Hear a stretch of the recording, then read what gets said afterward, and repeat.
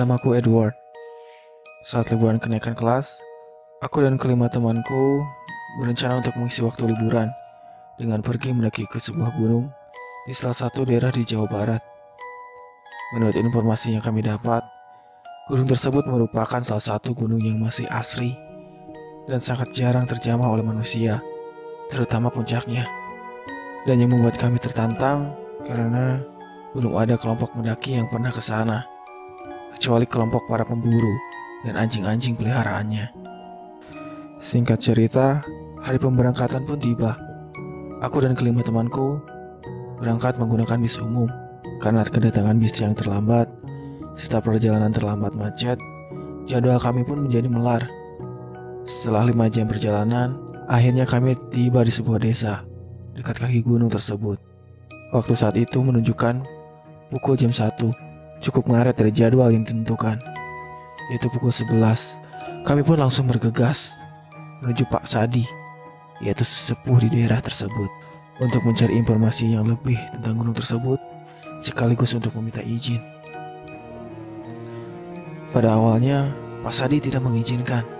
Selain karena kondisi gunung yang masih asri, keselamatan kami pun menjadi faktor utama. Bukan karena kondisi medannya, tapi karena gunung tersebut dikenal cukup angker dan memiliki banyak cerita mistis. Hanya para pemburu saja yang berani masuk lebih dalam dan bermalam di sana. Itu pun tidak lebih dari 1 malam saja. Oleh karena itu, beliau takut terjadi apa-apa dengan kami. Ditambah lagi, belum pernah ada kelompok mendaki yang mendaki ke gunung tersebut.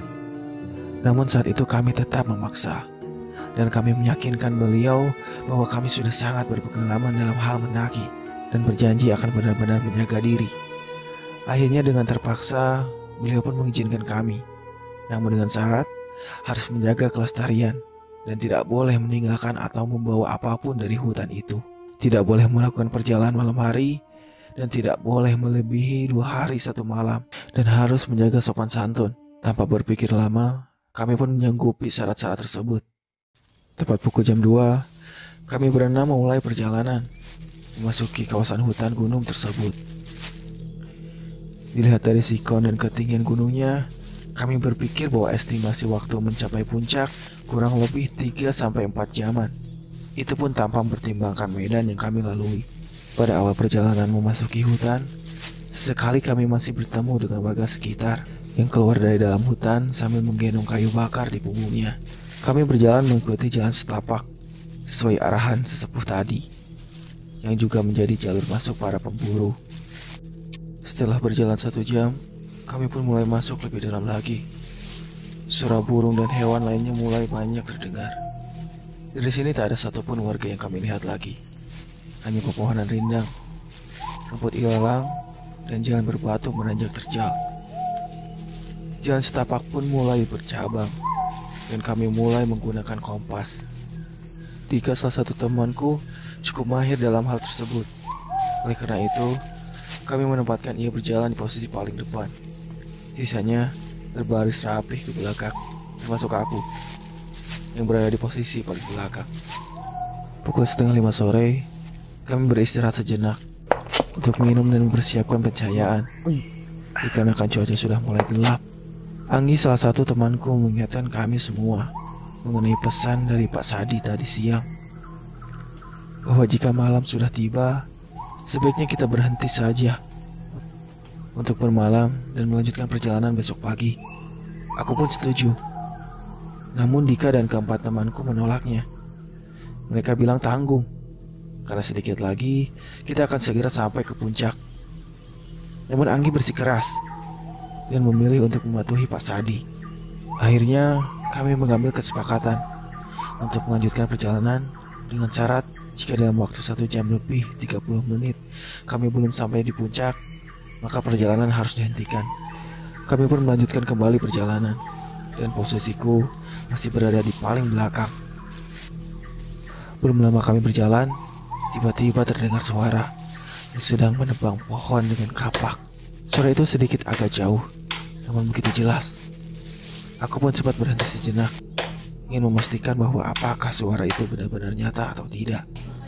Dan ternyata suara itu memang benar-benar nyata. Aku pun kembali berjalan, menyusul teman-temanku yang sedikit agak jauh sambil terus mendengarkan suara tersebut. Dan anehnya, teman-temanku bersikap biasa saja, seolah tidak mendengarkan apapun. Hal itu menimbulkan pertanyaan dalam hatiku. Apakah suara ini hanya aku saja yang mendengarnya? Atau mereka juga mendengar, namun tetap bersikap biasa? Perlahan suara itu pun menghilang. Karena sedikit takut, aku pun meminta Anggi yang berada di depanku untuk bertukar posisi. Tanpa berbicara apapun, Anggi langsung pindah ke posisi paling belakang. Hari pun semakin gelap. Waktu menunjukkan 5:30 sore. Kami pun mulai menyalakan peralatan pencahayaan. Dan Anggi kembali mengingatkan kesepakatan kami tadi. Jika setengah jam lagi kami belum sampai ke puncaknya, maka kami harus berhenti. Belum sempat Anggi berhenti berbicara, tiba-tiba terdengar suara dua besi yang saling beradu. Kali ini sontak kami semua berhenti dan terdiam sejenak. Saat itu Dika lalu berbisik, menyuruh kami untuk tidak bersuara dan mematikan seluruh sumber pencahayaan kami. Lalu kami memperhatikan keadaan sekitar. Setelah beberapa lama, akhirnya suara itu pun berhenti. Kami masih terdiam untuk memastikan. Dari belakang, Anggi berbisik. Itu mungkin pertanda bahwa kita harus menghentikan perjalanan. Tapi Dika tetap ingin melanjutkan. Ia bilang bahwa kita tetap harus melanjutkan perjalanan, sekaligus memastikan bahwa suara besi tadi tidak mengikuti kita. Ia takut jika suara tersebut berasal dari seorang yang berniat jahat. Karena dipikir ada benarnya juga, kami pun setuju. Pencahayaan pun kami nyalakan kembali dan melanjutkan perjalanan. Tetapi baru beberapa langkah kami berjalan kembali, dari arah atas atau puncak terdengar suara angin kencang yang menghantam pepohonan. Dan benar saja, angin itu pun datang berhembus dengan begitu kencang ke arah kami. Seketika kami semua panik. Kembali, kami pun mematikan pencahayaan kami. Lalu kami saling berpegangan sambil perlahan-lahan jongkok. Saat itu juga, aku langsung memejamkan mata dan berdoa. Selain suara angin dan pepohonan, samar-samar aku juga mendengarkan seperti suara orang bernapas. Dari suaranya, sepertinya ia bertubuh besar. Setelah kurang lebih 10-15 menit, akhirnya kejadian tersebut terhenti. Dika saat itu langsung berinisiatif memastikan keadaan kami, melihat apakah jumlah kami masih lengkap dan hal lainnya. Ia pun tanpa bersuara mulai berjalan ke arah belakang dan menghitung dengan cara menepuk pundak atau badan kami. Dan setelah dihitung, ada 6 pundak yang ia pegang. Ia pikir berarti masih lengkap, padahal seharusnya hanya ada 5 pundak temannya. Dan yang keenam, seharusnya dirinya sendiri. Itu berarti lebih 1 orang. Tetapi Dika saat itu belum menyadarinya. Melihat situasi yang sudah tidak karuan karena kejadian-kejadian tadi, kami pun memutuskan untuk tidak melanjutkan perjalanan. Saat itu dalam keadaan gelap gulita di tengah hutan, kami duduk membentuk lingkaran kecil dan langsung berdoa, meminta maaf dan meminta izin untuk bermalam kepada para penunggu di sana. Setelah berdoa, keadaan pun sedikit lebih tenang. Kami kembali menyalakan pencahayaan dan langsung membagi tugas. Aku dan Dika mencari kayu, sisanya membuat tenda. Kecuali Anggi, ia masih terduduk lemas sambil terus membaca doa. Singkat cerita, 2 tenda pun telah selesai dipasang dan api unggun pun sudah menyala. Tak ada pikiran kami untuk memasak atau makan. Yang ada, kami langsung masuk ke tenda, ingin segera tidur dan pulang dari sini.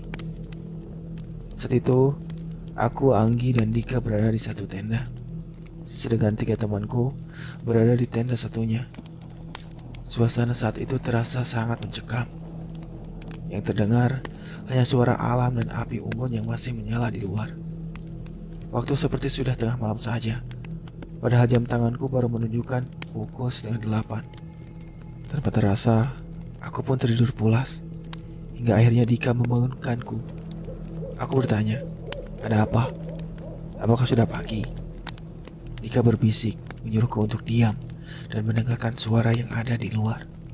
Awalnya, aku mendengarkan suara alam dan suara api unggun.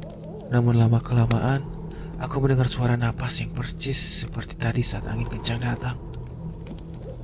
Kulihat jam tanganku, ternyata menunjukkan waktu jam 12 malam. Dari balik tenda, kulihat api unggun semakin membesar.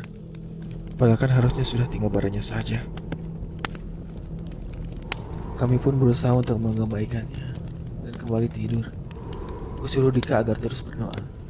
Dan tak lama, akhirnya kami tertidur sampai subuh. Tepat pukul setengah 5 pagi, kami semua dibangunkan oleh suara besi dan kapak yang kami dengar kemarin sore. Kami langsung terbangun dan membereskan bawaan kami, namun kami belum berani keluar dari tenda. Setelah suara itu berhenti, barulah kami keluar, menyalakan pencahayaan dan langsung membongkar tenda. Tidak lupa, kami pun juga membereskan kembali bekas perapian dan menguburnya. Setelah semua selesai, kami bergegas meninggalkan tempat itu, menuju jalur pada saat kami datang. Kami ingin segera keluar dari hutan dan pulang ke rumah. Saat itu cuaca masih sedikit gelap, ditambah kabut begitu tebal, membuat jarak pandang kami pun sangat terbatas. Dengan tergesa-gesa, kami terus berjalan turun dari hutan. Kami sudah tidak mempedulikan lagi bagaimana puncak dan hal yang lainnya. Kami mengira bahwa jika di pagi hari mungkin kami tidak akan mendapati kejadian-kejadian aneh seperti malam kemarin. Tapi ternyata kami salah. Suara angin kencang seperti semalam mulai terdengar lagi dari arah belakang. Namun kami tidak berani untuk berbalik dan menengok. Setelah suara angin, tiba-tiba juga muncul suara kapak, disusul dengan suara besi yang seperti dari arah sisi kanan dan kiri kami. Karena panik, kami pun mempercepat langkah kami. Kami berpikir sepertinya kami sedang dikejar pada penghuni gunung ini. Namun tidak terjadi apapun pada kami, hanya suara saja yang kami dengar. Dan rasanya seperti ada yang mengikuti kami dari belakang. Setelah berjalan cukup lama, suara-suara itu pun mulai menjauh dan menghilang. Kami pun berhenti untuk istirahat, meskipun tubuh kami lelah dan napas kami ngos-ngosan. Namun, kami sedikit lega karena hari mulai cerah, dan sebentar lagi kami akan segera keluar dari hutan. Setelah dirasa cukup, kami kembali bergegas melanjutkan perjalanan. Di saat yang bersamaan juga, kami lihat di depan ada beberapa orang yang menuju ke arah kami, yang ternyata itu adalah Pak Sadi dan 5 temannya yang sengaja menyusul kami. Saat itu pun kami benar-benar sangat lega. Singkat cerita, kami pun dibawa pulang ke rumah Pak Sadi dan diminta untuk menceritakan apa yang terjadi. Akhirnya, dengan detail kami menceritakan semua kejadian-kejadian yang kami alami. Dan pas mendengar cerita Anggi, kami semua kaget karena ia bercerita bahwa pada saat angin kencang berhembus ke arah kami dan kami semua sedang jongkok, ia tidak sengaja melihat ke arah atas. Dan handlampnya menyoroti pada sosok tinggi besar, berbulu hitam, giginya bertaring panjang, dan matanya berwarna merah. Selain itu juga, pada saat Dika membangunkanku malam hari, ternyata Anggi juga terbangun, tapi pura-pura tidur. Dika pun langsung teringat kejadian saat ia menghitung jumlah kami setelah kejadian angin waktu itu. Ia baru ingat, sebenarnya pada saat menghitung ada 6 pundak, padahal kan seharusnya ada 5. Dan dia lupa tidak menghitung dirinya sendiri. Jika di total pada saat itu berarti ada 7 orang. Anggi pun menjawab, sebenarnya di belakang dia ada sosok hitam yang datang saat kejadian angin itu. Karena dia takut, dia hanya diam dan memegang erat pundakku. Anggi juga menambahkan bahwa ketika sosok hitam yang di belakangnya datang, sosok besar tinggi itu langsung pergi. Itulah alasan kenapa dia sangat ketakutan, karena dia melihat 2 sosok yang tidak kami lihat. Mendengar cerita kami, Pak Sadi hanya tersenyum. Dan itu mengundang rasa penasaran pada kami berenam. Aku langsung bertanya pada Pak Sadi, sebenarnya apa yang sudah terjadi dan kami alami ini? Dika pun menambahkan, apakah semua ini ulah jahil Bapak? Soalnya dari awal Bapak memang tidak mengizinkan kami mendakikan. Lalu Pak Sadi bertanya, pada sore hari pertama, ada yang mendengar suara seperti menebang pohon pakai kapak tidak? Aku pun menjawab iya, disusul dengan Anggi. Aku kaget, ternyata dia mendengarnya juga. Lalu aku bilang, pantas saja, suruh tukeran posisi. Kamu tidak bilang apa-apa, ternyata kamu juga mendengarnya ya. Dia menjawab, aku mendengarnya, tapi aku diam, karena yang lain pun diam. Pas kamu minta tukeran, aku sudah tahu kalau kamu takut kan. Setelah mendengar suara itu, Pak Sadi pun tersenyum dan sembari menjelaskan. Sebenarnya suara itu berasal dari makhluk yang Bapak suruh. Maksudnya, untuk mengingatkan kalian bahwa hari sudah mulai gelap. Anggi langsung menoleh ke arah Dika sambil berkata, kan sudah ku bilang, bisa jadi itu tanda kalau kita harus berhenti. Dika hanya tersenyum sambil berkata maaf. Pak Sadi kembali menerangkan. Beliau berkata bahwa sebenarnya ia tahu di antara kami berenam ada yang peka terhadap rasa, yaitu aku dan Anggi. Namun Anggi jauh lebih peka.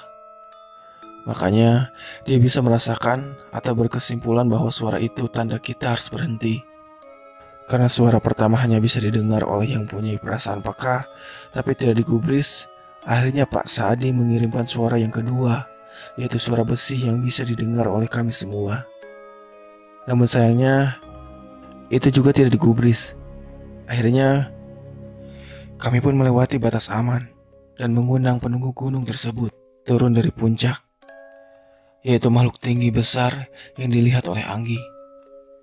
Jika dia datang, pasti selalu disertai angin kencang atau bahkan hujan seperti kejadian semalam. Mengetahui hal itu, Pak Sadi langsung mengirimkan satu makhluk lagi, yaitu yang ikut berbaris di belakang Anggi. Dia mewujudkan diri seperti kami, agar Anggi dan Dika yang pada saat itu juga menghitung tidak takut dan menganggap salah satu teman kami. Karena wujud dia sebenarnya adalah tinggi besar, bahkan melebihi penunggu gunung itu. Makanya penunggu gunung itu lari. Aku pun jadi teringat api unggun yang menyala semakin besar, dan suara nafas yang terdengar pada saat Dika membangunkanku.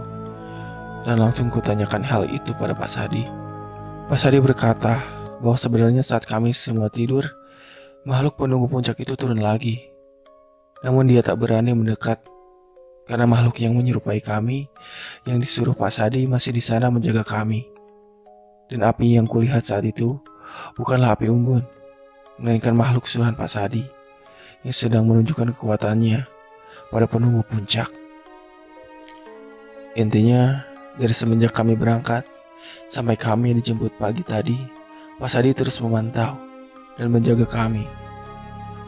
Dari sana kami sadar bahwa Pak Sadi bukan orang sembarangan. Setelah semua kejadian ini, aku dan teman-temanku belajar banyak hal. Salah satunya adalah sudah menjadi sebuah keharusan atau kewajiban untuk selalu mematuhi dan menghargai segala aturan yang ada di tempat kami berpijak.